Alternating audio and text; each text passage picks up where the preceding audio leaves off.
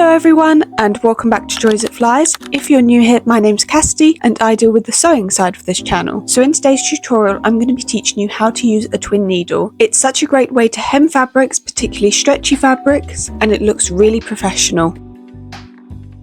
Now you can either buy twin needles in a haberdashery shop or online, just like normal sewing machine needles, and also lots of machines when you buy them come with a twin needle, so have a look in your machine's manual to see if it came with one. And they just look like two sewing machine needles put together, but the top of it looks like the top of one single machine needle, and that's because it needs to slot into your machine just like a single needle would. And so go ahead and put your twin needle into your sewing machine just like you would a regular sewing machine needle, and then you're also going to want to put your bottom bobbin into your machine just like you normally would.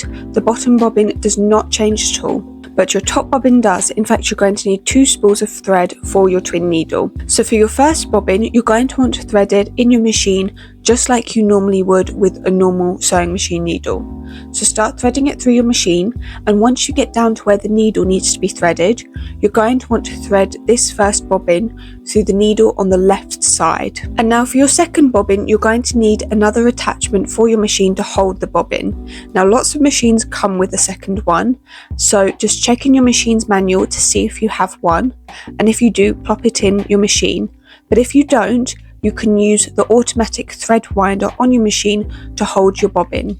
If a normal tool bobbin doesn't work, you can use another bobbin for your lower bobbin holder on your sewing machine. So place your second bobbin on your holder, whichever one you're using, and now you're going to thread it like you did your first bobbin.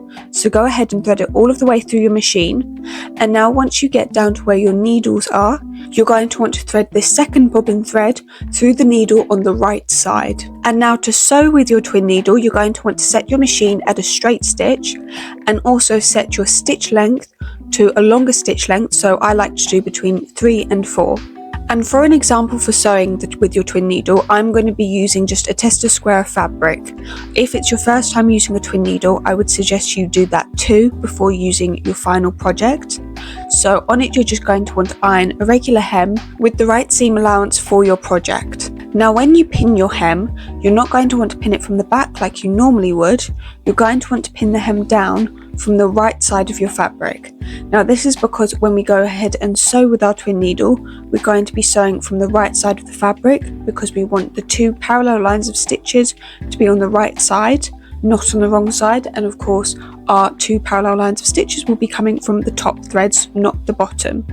So when you put it in your machine, you're going to want to have it with the right side of the fabric facing up, and then you can just sew down your hem like you would a normal hem. So back stitch at either end, and because we're sewing from the right side, you are going to have to judge whereabouts you need to hit your hem on your fabric, because obviously you can't see your hem, but you can use things like your needle plate to help you, and you're going to want to try and have it so that both your needles are just hitting the very edge of the hem, so that the zigzag stitch on the other side will be covering the raw edge. And that's it, all done. My hem was a bit wonky, that wasn't very good sewing on my part, but you get the rough idea. And on the back you should see a row of zigzag stitches, and on the front 2 lovely lines of parallel stitches.